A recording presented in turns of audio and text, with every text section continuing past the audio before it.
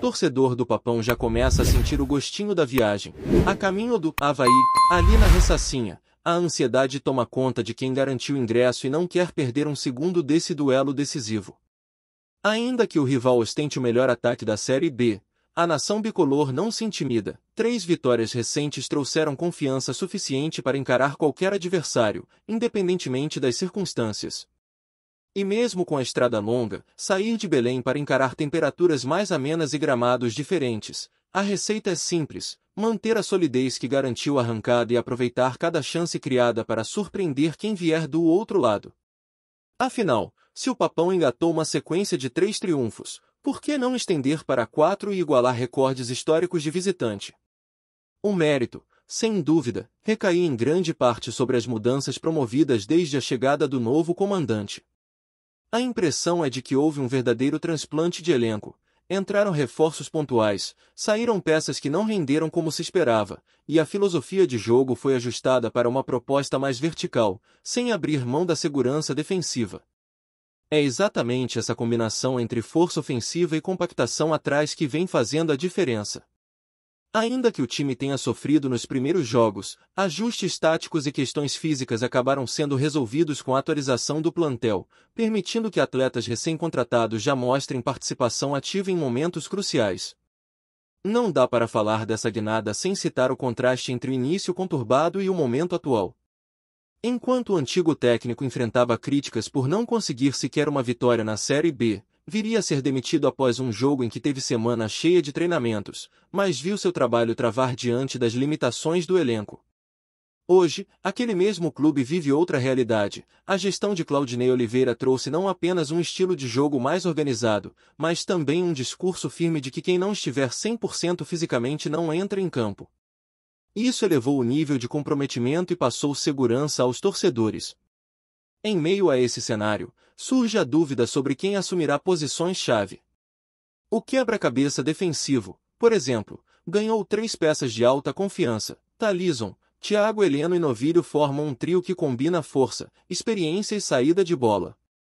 Há quem questione a utilização de 3 zagueiros, mas a verdade é que, no último jogo, essa estratégia foi essencial para assegurar o resultado e, ainda por cima, permitir ao time crescer no segundo tempo.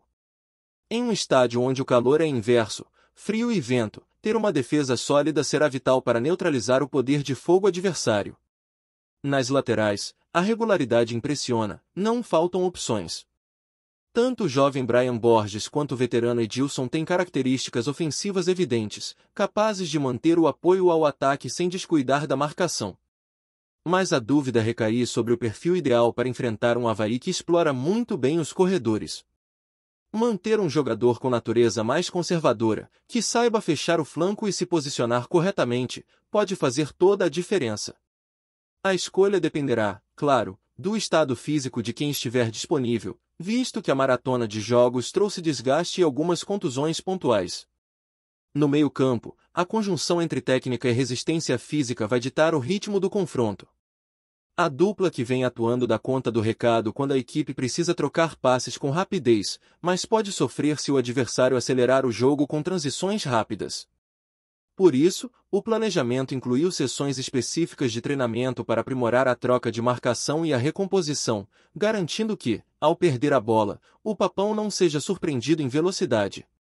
Mais do que nunca, a consciência coletiva de todos os jogadores será testada. O que se viu até agora é um time que, apesar de emergir de um período complicado, mostra maturidade para lidar com as adversidades. Saídas de bola definidas, cobertura eficiente e um jogo de ataque que não depende exclusivamente de um único atleta. Mesmo com a ausência do Dembélé da Curuzu, aquele meio-atacante capaz de desequilibrar com dribles e passes, o sistema se mantém funcionando, graças às peças que chegaram para somar e aos remanescentes que não baixaram a cabeça. É esse espírito de grupo que mantém o Papão vivo na Série B. Por trás de toda essa evolução está também a cobrança interna por estabilidade. Após enfrentar datas acumuladas e desafios logísticos, a direção do clube reforçou a necessidade de planejamento para evitar que adversidades externas atrapalhem o rendimento dentro de campo. Afinal, são 5 jogos em 2 semanas, viagens e retornos que exigem cuidado extremo com a preparação física e mental dos atletas. O departamento médico, discretamente elogiado nos bastidores, ganhou destaque por poupar jogadores na hora certa, preservando-os para momentos em que fazem falta de verdade. Dentro do vestiário, o discurso é sempre o mesmo: foco no próximo adversário, blindagem contra especulações e confiança no trabalho que vem sendo executado. Não há espaço para lamentações sobre o passado ou comparações gratuitas com gestões anteriores. A meta é simples: pontuar fora de casa e voltar a Belém com a sensação de missão cumprida. Essa mentalidade, aliada ao calor da torcida, promete fazer do jogo no Avaí um novo capítulo de superação para o Papão. É justamente nesse clima de resiliência que a torcida se apega. Cada passagem aérea comprada, cada poltrona ocupada na Ressacinha representa mais do que um bilhete. É a crença de que o time pode manter a invencibilidade, quem sabe, embolar de vez a briga pelo acesso. E se alguém ainda duvida, basta lembrar que a camisa do Paysandu carrega história e tradição em disputas de mata-mata e retas finais. Por mais desafiador que seja o cenário, o grupo entra em campo com a certeza de que quem correr mais, marcar com inteligência e aproveitar as oportunidades pochadas sairá de campo vitorioso.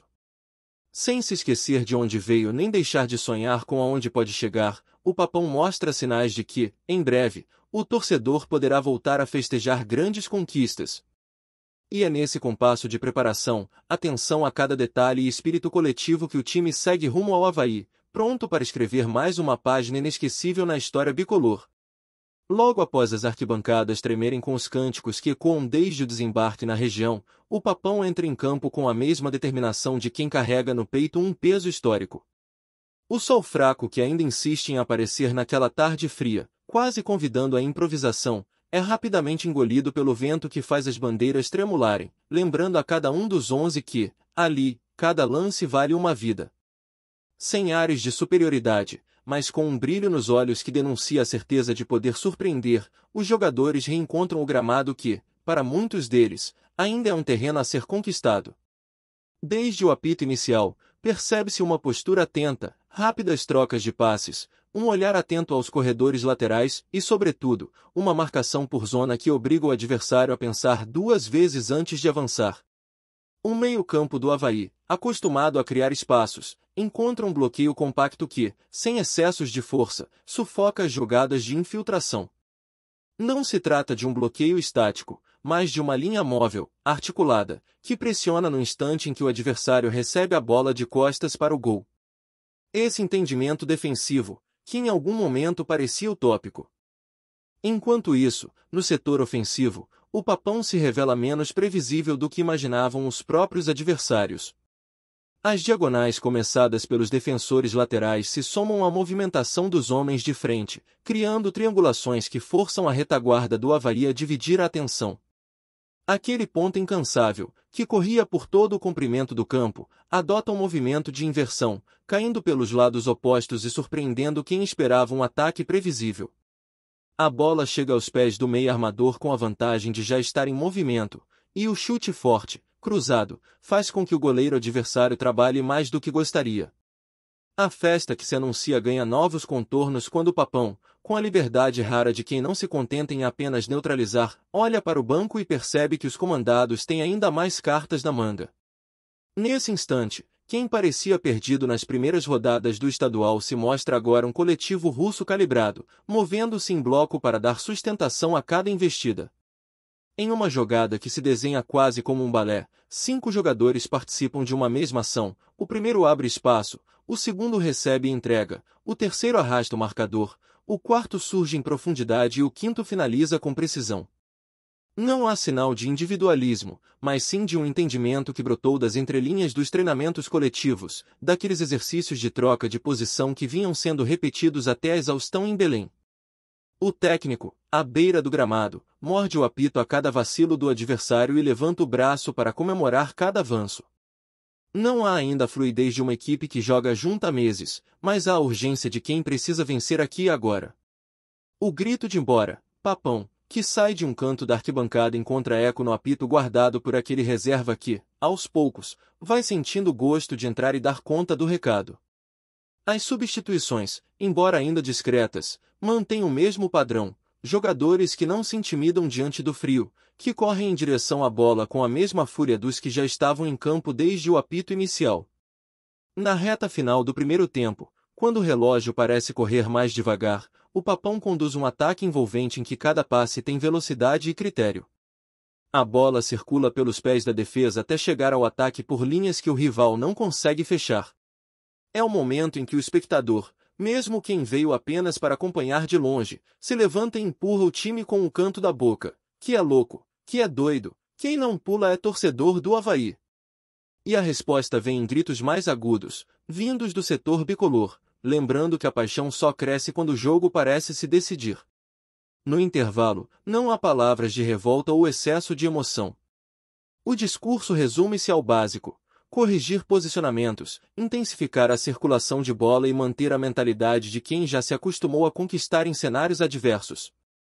A torcida, do lado de fora, se espalha pelos arredores da Ressacinha e transforma cada lanchonete em um posto avançado de análise tática.